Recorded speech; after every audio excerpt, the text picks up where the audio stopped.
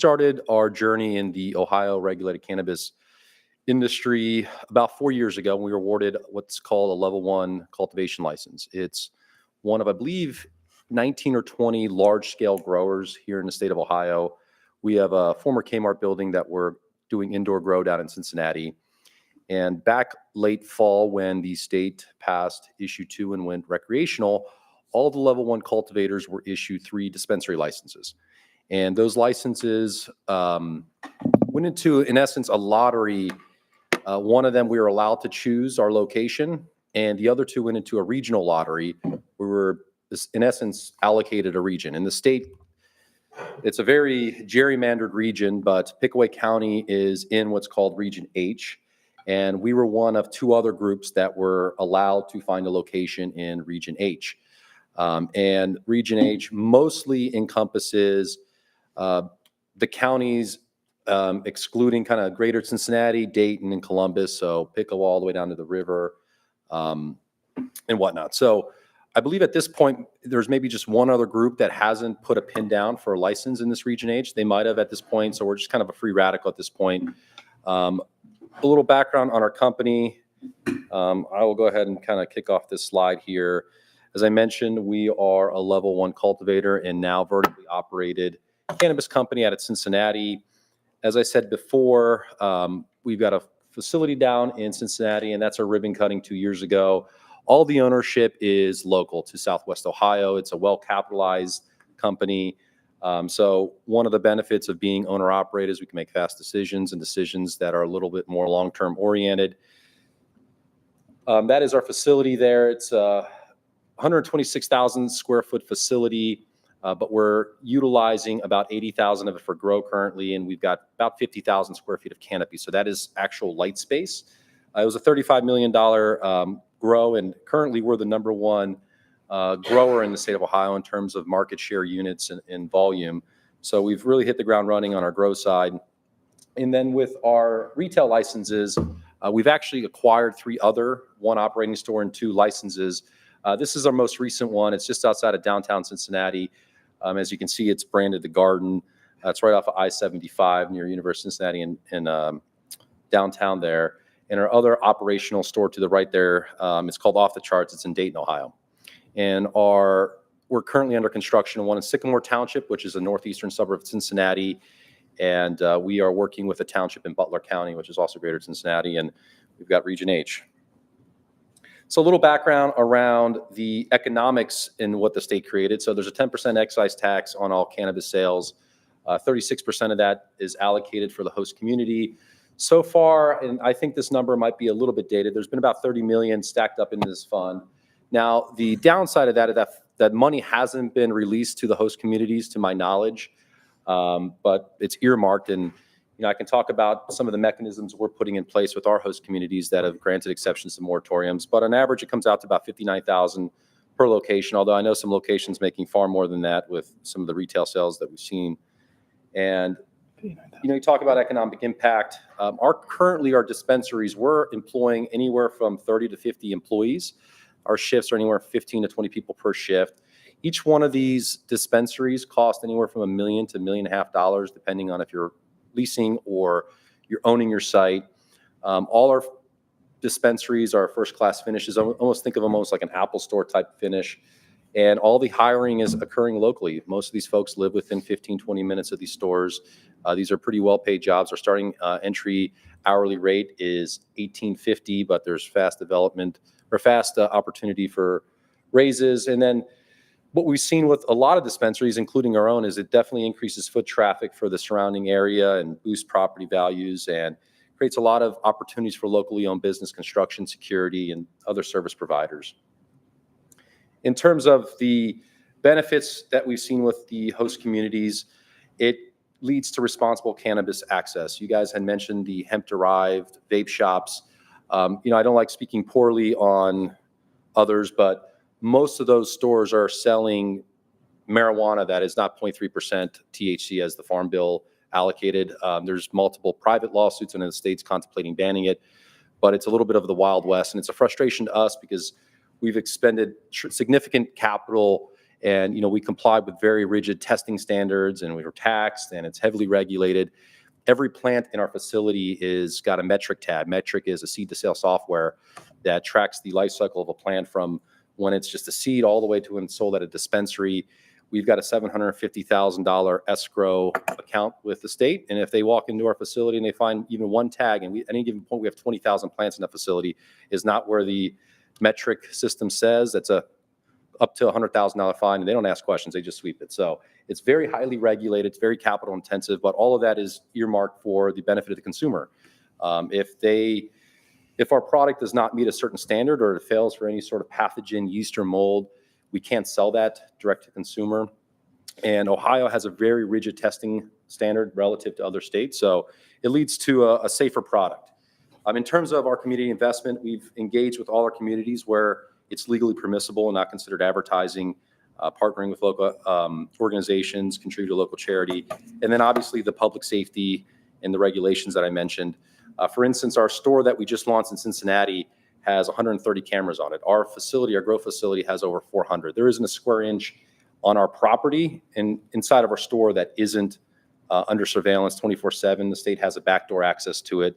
We usually have security guards at all operating hours on site as well.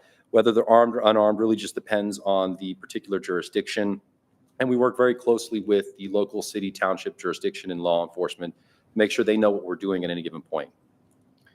In terms of the garden and more particularly King City Gardens, we've been at it now for about 12 years. My background is as an attorney, but I've been in the legal cannabis space for almost 12 years.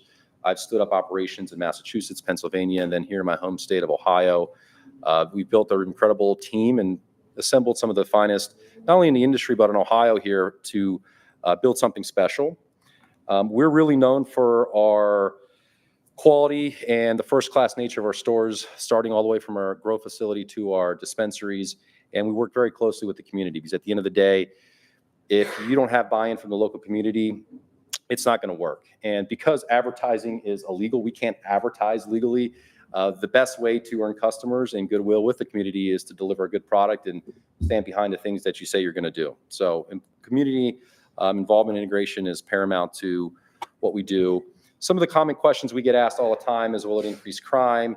What about youth access? And will it change the community character? In terms of crime, we've actually seen the opposite. Anytime a dispensary or a cannabis operation opens up an area, we usually see a decrease because there's just a lot more eyes in that particular area, and there's a lot more people.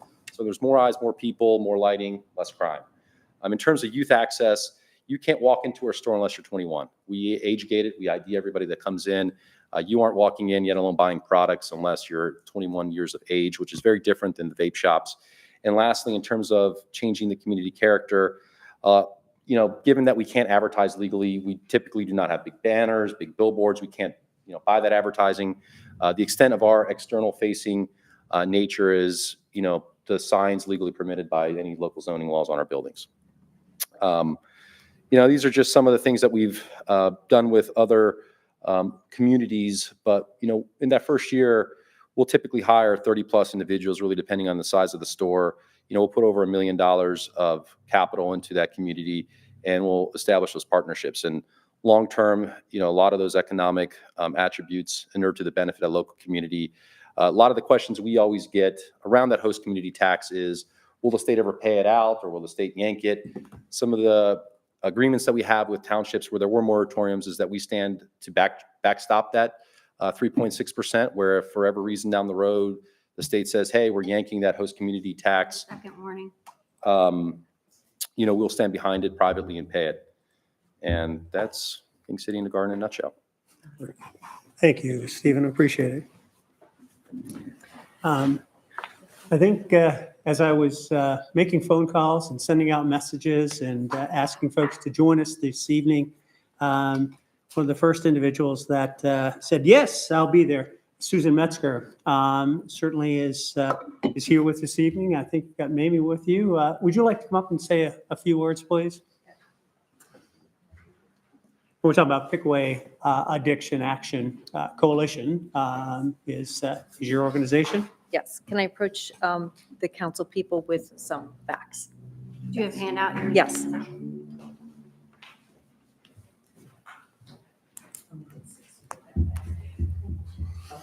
something. I do have one. Thank you. Good evening, council members. My name is Susan Metzger. I'm the Coalition Administrator for Pickaway Addiction Action Coalition. And with me, I have Amy Reiner, our Program Director for our coalition. We are very much against having a dispensary come into our community. There, in a nutshell, there is no medical marijuana. It is not FDA approved in any way, shape, or form, except for one particular drug, and that is for severe epilepsy, Epidiolex. I don't think that they are dealing with Epidiolex to take care of severe epilepsy. That is a major concern. Recreational, no. It's called adult use. And yes, it's for 21 years and older, but we do have concerns here in our community because of the youth. As I have shared with you, this is a student survey that was done in 2024, previously in 2019, and the sheet you have is based on marijuana. The top cover shows on the left-hand side our coalition, middle and high school, compared to the national use of substances, both middle school and high school. And if I could draw your attention to the third line down, perception of parent, guardian, caregiver disapproval, tobacco and marijuana, our parents really don't care too much, or they're not too invested into the marijuana if it's in our community. Where does that lead us, folks? Look at the second page, and it is our core measures. These measures all should be reading 90 to 99%. But if I could draw your attention to that bottom graph, perception of risk. We are looking at about a 56% of risk, saying the kiddos are saying there's not a problem if we have marijuana, but there is.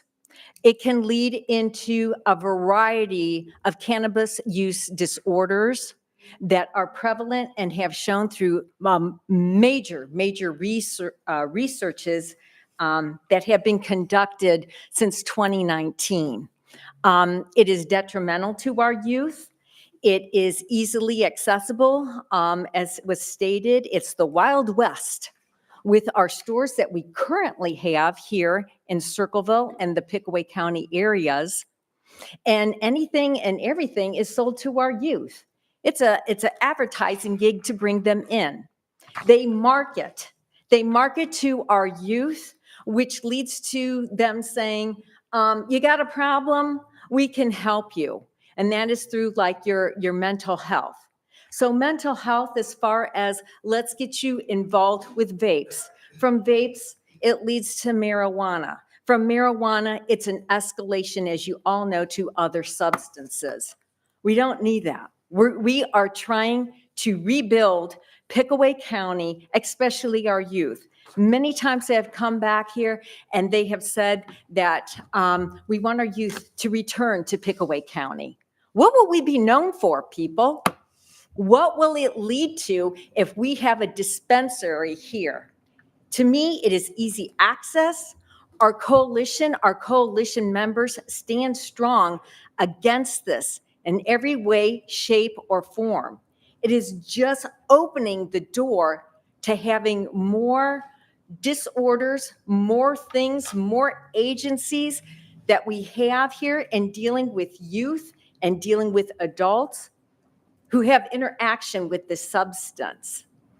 Some of the things that concern me, and I've talked with our law enforcement, okay, so it's called as far as how do you know somebody's been pulled off on the side of the road for a possible driving infraction. Right now, state of Ohio does not have a dedicated test, such as the alcohol test, to determine. Okay, so we have these folks driving on the road. Let's put this also into the workforce.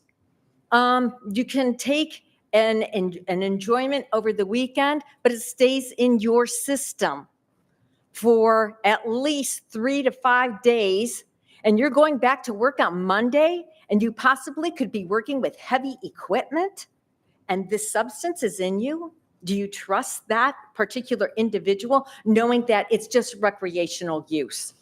We're just having, trying to relax ourselves. There's other methods and modes that we would be happy to let people experience for that. Other things as it develops into impaired driving, mental health concerns, we're working desperately with our 4 public school districts and telling them that you don't need substances in order to control your mental health. There are various ways via counselors, via recreational things such as within our parks, within journaling. We have break up with your vape kits that we are presenting to these students. They don't need to be subjected to, hey, Pickaway County has a dispensary. We are also involved in national campaigns, Johnny's Ambassadors, which leads, has been developed because the originator of that particular national group, her 19-year-old son died because of marijuana-induced psychosis. I don't think we want that as a statistic here in Pickaway County.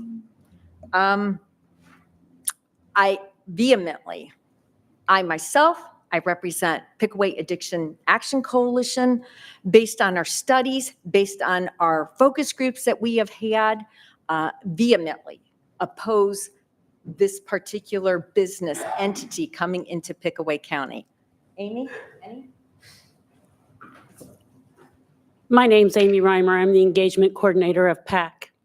I worked at the school system for 16 years. I was born and raised here. I'm going to be a grandma this month. Why would we want to bring this? Because I know you all have children or grandchildren who come to Pickaway County or live here. Why would you want this? Do you know the definition of CUD? CUD is a cannabis use disorder. It is increasing.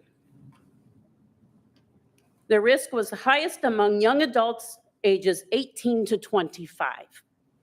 The core feature of this disorder is that users can't stop using even though cannabis causes adverse consequences. Why would we want to bring that here? We are already known for the drug pipeline, and we're trying our darnest to change that. So why would you want to bring that here to Pickaway County?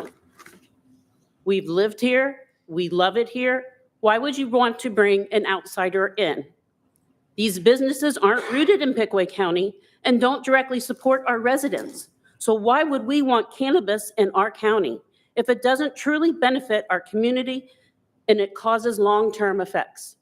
It will start causing long-term effects way after you guys are all off of this city council. I hope you think long and hard on this. Thank you. Thank you, Amy. Thank you, Susan. I want to ask Sheriff Hafey and if his team would come up and just give us a feel for, from the county standpoint and the city, obviously. You also have, of course, the DARE officer in the schools itself. So your input is definitely quite desired, sir.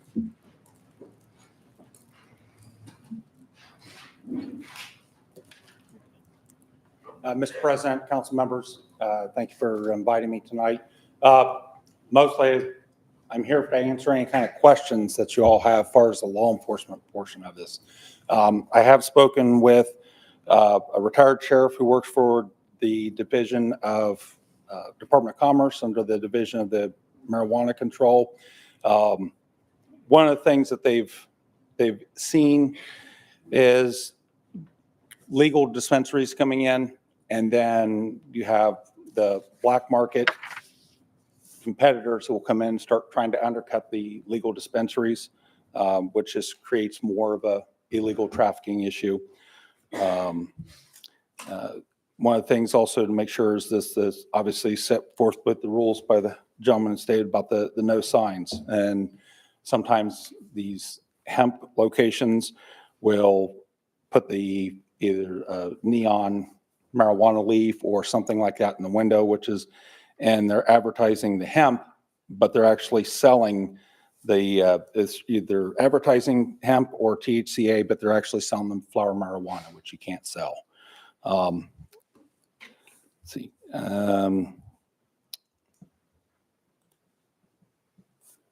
He also suggested that if the council should decide to allow this to come into the city, that there be some regulations when it comes to zoning or location, that it be at least 500, maybe even more than 500. I believe the state regulations 500, maybe more than that, feet away from schools, churches, daycares, whatnot, to lessen the impact on our youth from this.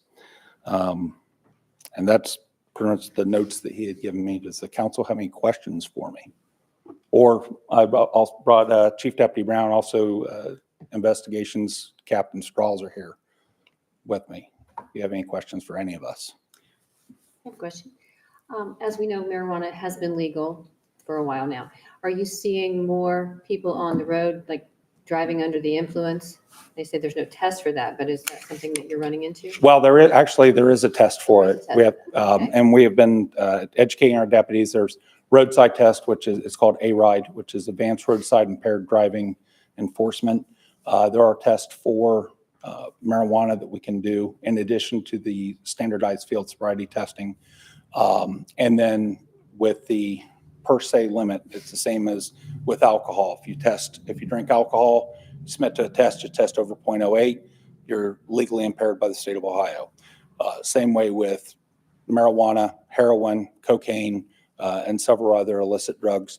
In the state of Ohio, if you have more than 15 nanograms of THC in your system per deciliter of urine, it's the same as a 0.08. It's a first tier offense. If it's over 30, then it bumps up to what's called a high test, the same as if you tested over 0.17 with alcohol.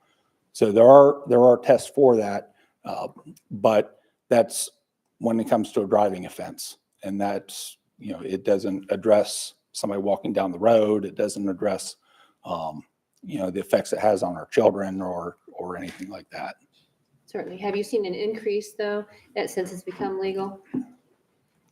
I can't say without looking. I know that I have personally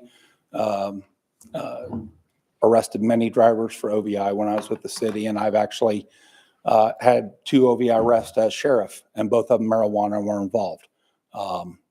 One gentleman drove through the Pettit's up in Harrisburg, and it's big barn style drive-through store, hit the things, the displays inside, went up onto Carson Road and drove over an embankment down there, and he was headed to his house, and he was close to his house.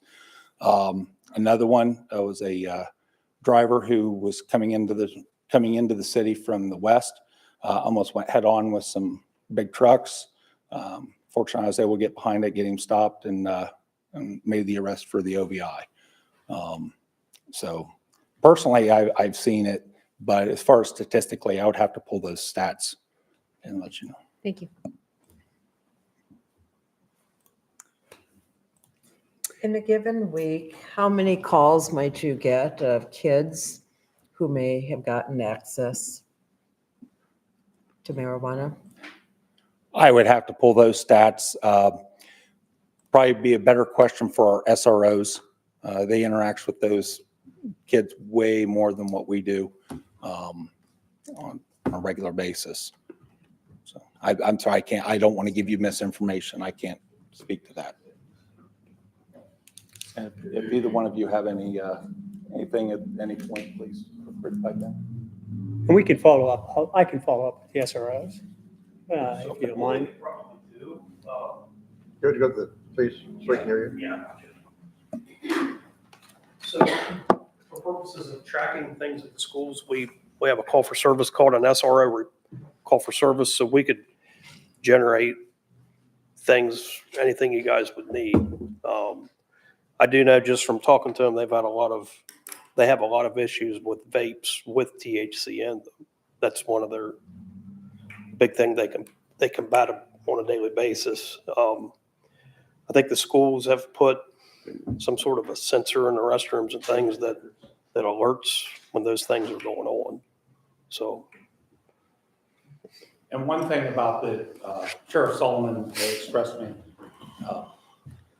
sorry to go borrow an old phrase, but this isn't your daddy's marijuana or your daddy's ditchweed. We're talking very high concentration of THC. So basically, if someone's used to smoking homegrown, low-level marijuana, and they go and they get this high level, which, 30 to 40% THC, it's compared to drinking the cheap over-the-counter vodka to the high-end vodka. It's going to smack you a lot harder than what people are expecting. And does the dispensary do the gummies? Do they do the gummies? Yes. And most of the products that I'm sure they're seeing is probably coming from the black market. Because every product that we sell has to be produced here in the state of Ohio by other licensed producers, either processors or cultivators. And there's caps on the potency, both for processed goods and for cultivated goods. I guess I would ask also that if we can get a report from the medical ER and to have a sense of how many kids are accidentally even or just taking the gummies. As I've talked with a couple people in the medical field, that's where some problems really come, so. To follow up on the gummies, and most of the stuff comes from the black market.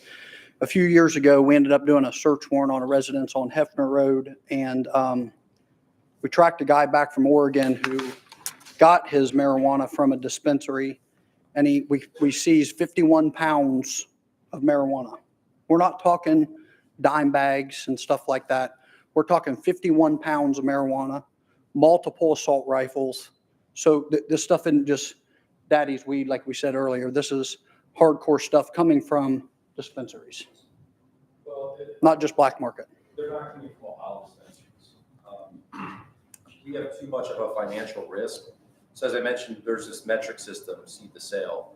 If we were to ever sell anything to underage or outside of the traditional channels, we would risk our license with this, which is worth millions of dollars. Can I have you come to the microphone, please? Sorry, Steve. So one of the things that we're very strongly advocating, and we're part of a group called OCAN here in Ohio, is to combat illicit cannabis in the state. And it's usually coming from states that are very poorly regulated, like Michigan, Oklahoma, California, most of the West Coast. And what happens in these states, so Ohio is what's called a limited license state. There's only, I think, 42 or 44 registered cultivators, and I believe another 28 or 30 processors. And then I believe there's 350 dispensaries, of which only maybe 160 of them are constructed at this point. All of those 160 stores can only buy from licensed Ohio operators.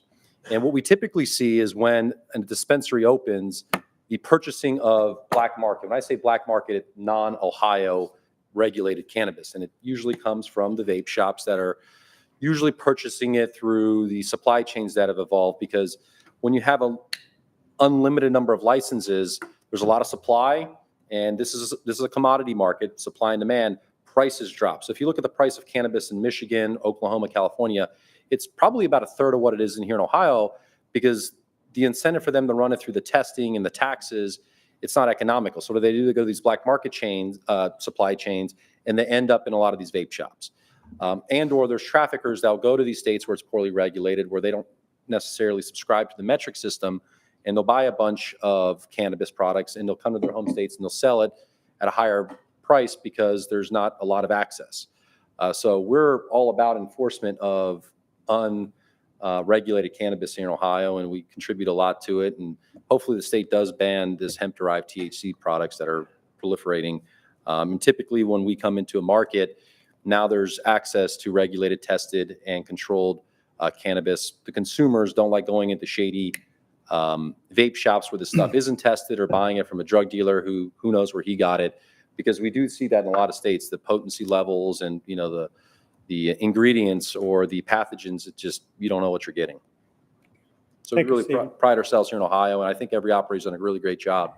Because I don't think there's been any licenses revoked or any major infractions since the program's been stood up here in 2016. So Thank you. Appreciate it, Stephen. Anything else, Sheriff Hafey, that Unless young the gentleman? council has any other questions. Oh, we appreciate you being here this evening. All right. Tom?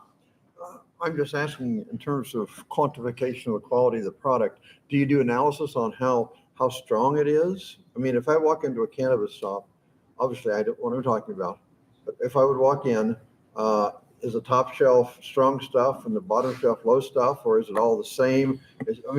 What do you have to offer besides one product? You understand my question?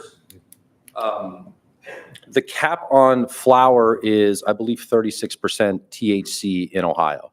But I can tell you from a production standpoint, especially with the more revised testing they rolled out in April, that would, I don't know of anybody even getting close to that. Our highest potency product that we're usually putting out is 28, 29%, and that's considered some of the highest. And it takes a really robust infrastructure to produce that, just climate controlled in certain strains. But there's certain cannabinoids that are better for processing versus just consumption, in a combustible fashion. So at this point, I think we have 72 active strains, and they all have different effects, just like alcohol. Going into a cannabis shop and just asking for the highest potencies, like walking into an alcohol shop and asking for their highest proof. It's not always the most apt product for you. Thank you. Thank you. Thank you, sir. We have guests from Pickaway Area Recovery. I'm going to ask them to step up to the podium and give your view of marijuana, its use here in Pickaway County. Hello, my name is Kim Tripp, and I do work at PARS, Pickaway Area Recovery Services. Leah Raymer, our Executive Director, is here as well. I just wanted to talk for a few minutes. I have worked with PARS for 10 years. I have worked with kids for 30 plus years, probably close to 35 years in some capacity. I've worked with children.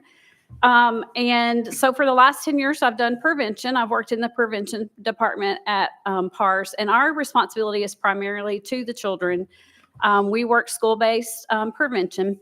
So I want to take a few minutes just to, since this is an educational meeting, to see if you actually understand what addiction is and what the risk factors to kids are. So I just wanted to give you a few of those.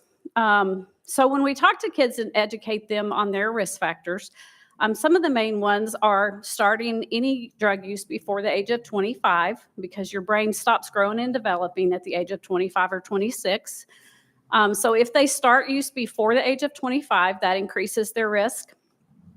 If they have a family history of addiction, not just their mom, their dad, but their aunts, uncles, cousins, the whole family tree. I tell them, look at a family tree, who's on there. And if you have addiction in your family, then that increases their risk. Same thing with the family tree and mental health. If they have a family history of mental health issues, not the major ones, even like, schizophrenia, those big things that we think of, but it can be mild mental health issues. If they have a family history of that, they're at an increased risk of addiction if they choose to use a substance before the age of 25. And the last one, or not the last one, but another one is hanging around with friends that use. So if they hang around friends that use, their risk increases. And when we look at this, we also have to look at their environment. Okay, so that's another risk factor. So nature versus nurture, right? Nature is their genetic piece. Nurture is how they grew up, what their environment looks like. Is it acceptable? If they grow up in a family that, alcohol use, marijuana use, drug use is prevalent, that's acceptable, or their parents are okay with it, that's a risk factor. But also our community is a risk factor or a protective factor. When we look at this, we have to decide, do we want to, as a community, we should be trying to increase their protective factors, right? To help them be successful in life.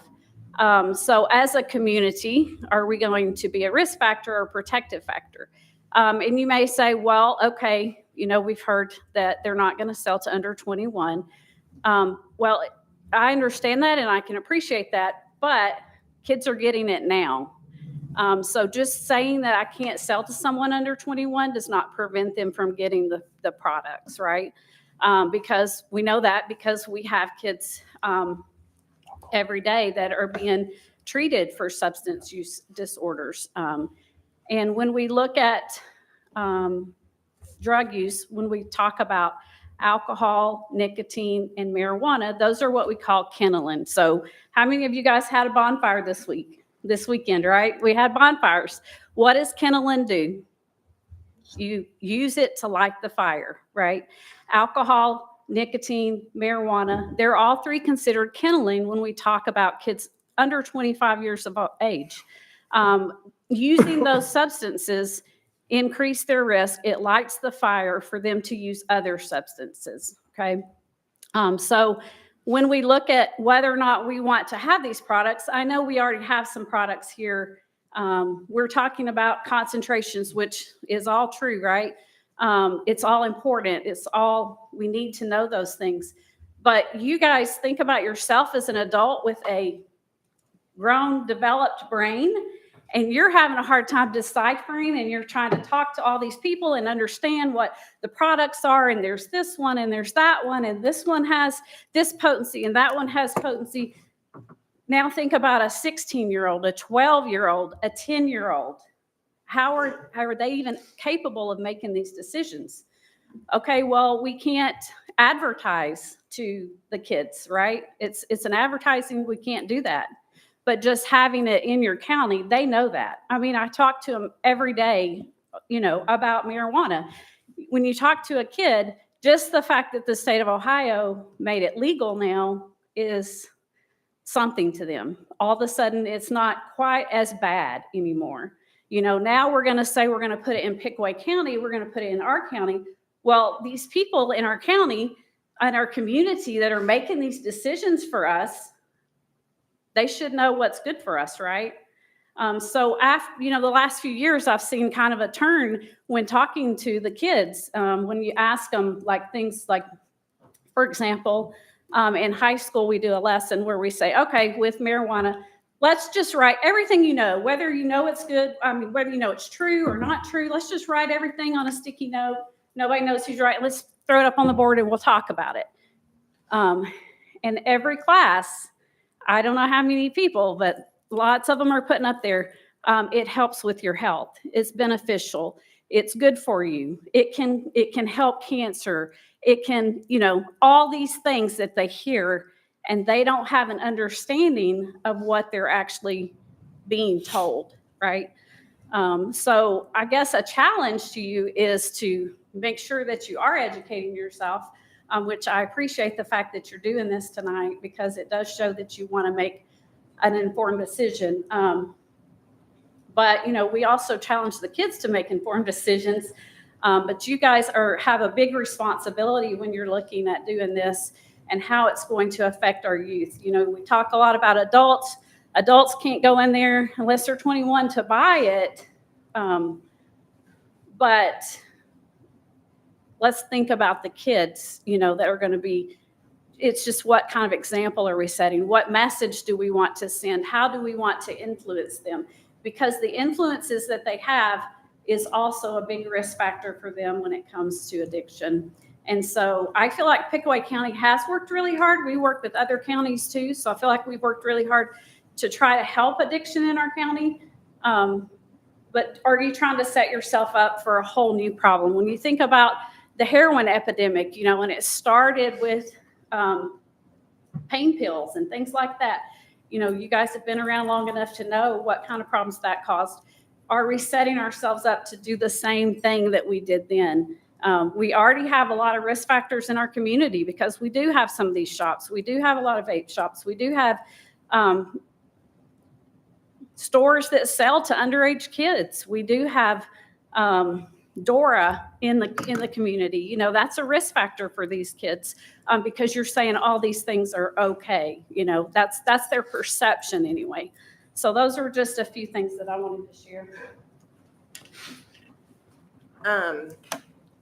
I just have some questions, I guess, to pose back to you, since you're the ones going to be, continuing to make decisions regarding this.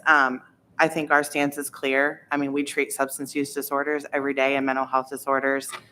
By the way, marijuana does not help mental health disorders. It's a depressant. So when people come in and say I'm feeling depressed and they're consuming marijuana, it's, the two go hand in hand. There is such a thing as called cannabinoid use disorder. It is a diagnosable disorder that we treat regularly. You would ask if there's been an increase as far as OVIs and consumption. I can tell you that our we urine screen all of our clients. And now that marijuana is legal, our positives for marijuana have increased more than 30%, just regularly, because, we're not jailing them anymore. We're not, there's no accountability for it, because it's legal. Unfortunately, just because it's legal doesn't mean it's safe. And doesn't mean it doesn't have problems to go with it. I'm sure the sheriff can talk for hours about the problems that alcohol causes in our community, and it's also legal. But I guess some of my questions for you guys is, what data have you researched in other counties regarding those OVIs where a dispensary is present? OVIs, criminal activity, and then complaints from citizens and businesses. I know the smell is not great. So I wonder too, if in those counties where there are dispensaries, if they've seen an increase in complaints from the citizens and businesses. And I know everybody else has touched on this too, but the message that we're sending to our community, we do have multiple bars in town. We do have multiple vape shops. Those vape shops are also selling Kratom, which they're trying to make illegal now at the state level. We have Dora, where we encourage people to walk around holding their drinks. And so to add a dispensary for marijuana on top of that, it does send a very strong message, and one that we've spent every day trying to combat. Do you believe that marijuana is helpful or harmful, especially to a community? As far as the zoning, where will it be located? And I don't think we should just consider schools. I think we should consider parks and the YMCA and other places that the youth frequent. And then also, just as far as like the city of Circleville, do you drug test city of Circleville employees? And does that drug test include marijuana? Because if on one hand we're saying we're not going to employ you if you test positive for marijuana, but on the other hand we're passing the opportunity for a dispensary to open up in the city of Circleville, I think that's a conflicting message. And then will the city hold any responsibility when a child does consume the gummies and the edibles and is hospitalized? Will the city, will the community accept any responsibility for making it more accessible in our county? And then I know Hannah talks a little bit about the zoning requirements, but I hope that if it does get passed here and go to zoning, I hope that there are strict requirements as far as zoning goes, because I know the battle that we went through trying to open a recovery house in Circleville, which is a supportive place for people in recovery and a guarantee of sober people being someone's neighbor. And that was very difficult to get past. So those are just some of the questions. And obviously, to reiterate, we do not want a marijuana dispensary in Circleville. And as far as the revenue side, I'm glad that he brought up that the state hasn't released any of those funds to the community, and that's still a very gray area. So if you are considering or thinking that this would be a positive thing for the community, I would at least urge you to wait to see what the state's going to do as far as releasing those funds back into the community. Is this pretty early on to make a decision based on anything surrounding revenue? Thank you very much. We need to get your name. Oh, I'm sorry. I'm Leah Raymer, Raymer. and I'm from Pickaway Area Recovery Services. Thank you very much. Appreciate it. We have our zoning officer with us tonight. Anything that you wanted to add? Kind of been in the conversations, but anything that you've learned that you can educate all of us on there, Tyler, or? The zoning inspector. Personally, I've just been kind of, like you said in the conversations and stuff, but I guess from a zoning aspect, I'm not sure what kind of requirements we're going to have, or anything like that. So it's, I mean, it's still pretty early, but I don't know if, does anybody have any questions? Ask me as far as zoning or anything like that. No, not yet. It'll have to be, at least have to be in a general business area. So, Yeah, just for Or a clarity, business if area. there's a dispensary, we're talking about within the city of Circleville. That's what our zoning is for, and that's what these employees were. So if it's going to be considered, this conversation is around inside the city of Circleville. Absolutely. Good. Thanks, Tyler. Katie's got a question. So my question really is for Tyler and Hannah specifically. So I appreciate all the entities that spoke, for it and against it. Zoning specifically, one of the questions, and Leah had touched on it, my interaction and kind of in regards to this topic was surrounding a local business who sells a non-marijuana CBD product, but is housed right beside someone who does. And they were losing business due to the smell that was infiltrating into their space. I have been in that space and I was shocked by how strong the smell is. And they have school employees and pilots and police officers who are not taking their product there because they can't risk that it leaves smelling like marijuana. So I think that's a really important piece of this discussion as well. In addition to all of the concerns that were brought up, is what type of zoning flexibility do we have if it were even to be something that the council were to approve? How specific can we get on the zoning? Because I do agree that I think it goes well beyond proximity to a school. So it's like, how restrictive could we be even if it was something that we wanted to pursue? Got any? Yeah, I think we would need to consult with Kendra and legal on really how specific we can get. But just for example, if something is a conditional use in any district, it has to go before the Board of Zoning Appeals to get approved. And they look at if there's going to be any adverse effects, whether it be, sound, traffic, smell, things like that on the neighboring properties. So that would be an option if it were to be allowed, that it'd be a conditional use to have further review by the BZA. Or we could possibly write additional restrictions directly into the code. Earlier we mentioned that there's distance requirements. They can't be within 500 feet of a school, a daycare. Parks are included in that. And that's the state requirement. I do believe that the city would have the option to go above and beyond that if we wanted to make it 1,000 feet. I'm not sure what that could look like, but I think we have some flexibility in that too. Thank you. Good. Thank you both. And another thing I've seen as well is requiring the operator to Come to the podium. Yeah, Steve. One of the townships that we are discussing having a dispensary is requiring that it be a freestanding, so it's a single tenant or single use building. In regards to the smell and the odor, it depends if it was that a regulated or unregulated. I assume. It's unregulated. So all the products that are sold in licensed dispensaries are packaged, and the odor is substantially lower than when it's sold what they call deli style or unpackaged, where it's like in bags or they just hand out. So the smell can be very pungent when it's unpackaged.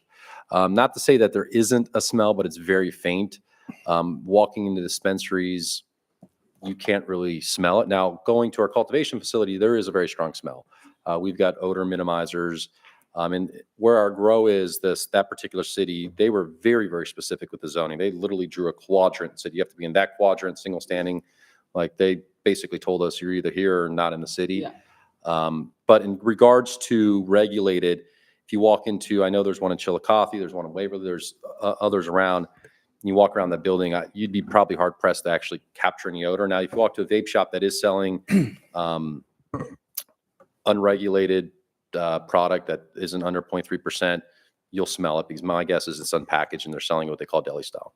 Thank you. Yeah, it's not just unpackaged. When I was there, I think it was the store employee was sitting out in front smoking. Yeah. Yeah, well, so that was the And that's a problem. policing issue as well, which, Yes.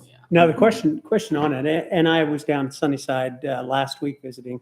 just talking to the staff down there, inviting them to come up and join us this evening, get another perspective of course, the dispensary itself. Am I allowed to walk in and try some of the products? No, you're not. So You what can't you even get see is what them. you get. you can't Hopefully even you see know what you're asking for. Correct. Now, there is an element of education from our associates at the counter, depending on, if they have particular ailments or the effects they're trying to achieve, no different than walking into a bar or liquor store asking them, hey, here's what I'm looking for. But you can't see the products, you can't test them, you can't consume them on site or even on premise. Like I say, there certainly was no smell while I was in it. I was in Yeah, the outer lobby. Odor for a dispensary is not really the issue. If you were talking about a grow, yes, smell would be something to seriously consider. If you go near our grow facility on harvest day, you can probably smell it up to half a mile away. I It's expect it, yeah. certainly. Well, thank you. I'm going to ask our colleague, Mr. Jeff Helen, to give us a perspective from the city police department, please, Yeah, and Chief Fisher. I was able to meet with Chief Fisher today. He, and in all honesty, he hasn't, because of where we're standing, he hasn't had time to do enough research. He specifically, said he doesn't even have enough knowledge to know whether he'd be for it or against it. We talked about, because of the city and the money, would there even be any kind of financial benefit from it? So I was doing my research, as the gentleman was saying. I think they're up to about 62 million for the projection now, which they're talking about 175,000 per dispensary. But again, none of that money has come out. And then, they're talking about possibly removing that host fund as well too. You can't levy special use for it. So if we could tax it extra, if we did a special use, but we're not allowed to do that. But we could do zoning licenses. And I found that you could do special permit fees, and they're ranging in other places from $5,000 to $25,000 just for a permit to be able to dispense. I think those were the big things. I did see that nobody had been paid out. I was guessing about 126 dispensaries because they were doing the math, saying about 22 million right now for municipalities and 175 a pop. So. That's kind of the data that I got through when I was looking. The state's lagging in its data. We're projecting at our Sycamore Township store, for that store to earn the township upwards of $500,000 a year just in the tax. And yes, you are correct. The state hasn't dispersed it. The likelihood that they will not is, I don't know at this point, probably pretty low, because I think a lot of those communities will go crazy. But in spite of that, we still backstop that, where if they don't get that money, we'll have to come up. So it's basically an additional tax for us, which we're fine with doing because they were, generous enough to allow us to operate there. But these dispensaries, if you look at Sunnyside, my guess that store in Chillicothe will probably produce over $15 million in revenue this year, and whatever 3.6% of that is. And and that's the question. They don't just average it across all the dispensaries. Well, they do in that instance, but the stores, I would say, in the major cities and kind of south of Columbus do a lot better than those up in like Northwest Ohio, because everybody just goes to Michigan, where it's a lot cheaper and more prevalent and a higher potency. Whereas in Southern Ohio, it's a longer drive, obviously, to go up to Michigan. Folks won't do that. So the stores tend to produce a little bit higher revenue in the southern half of the state than the northern. And in terms of the mechanism that we've used to backstop that, it's typically a community host agreement or development agreement signed specifically with that local jurisdiction that stipulates that, they're going to get X amount of dollars each year in addition to backstopping that 3.6%. Thank you. Tom, right at 7 o'clock. Yes, sir. Wrap up so we can get. Absolutely. Well, we'll continue to talk. We appreciate everyone coming in this evening. We gained a lot of insight. There's more to gain. Different things we've done research-wise. There's a lot out there, whatnot too. So this is just the beginning. Like I say, we have a moratorium right now, extended to February 6th. So we're hoping to move things forward one way or the other by that time frame too. So there's a number of folks working. Certainly, I appreciate what Mayor Blanton and our city planner, Hannah Nguyen, and certainly our zoning officer are doing for us, among others. It's up. We still have a ways to go. Like I say, this is just the kind of the tip of the proverbial iceberg. So thank you again for joining us this evening, and we will probably inviting you back again. But thank you for your time, and have a good evening. Thank you for being here. So if there's no other business before the committee as a whole, I'll entertain a motion to adjourn. So moved by Katie Hedges, seconded by Sherry Tice. All those in favor say aye. Aye. The meeting is adjourned at 7:02 PM. Council will start in about 5 minutes. Thank you.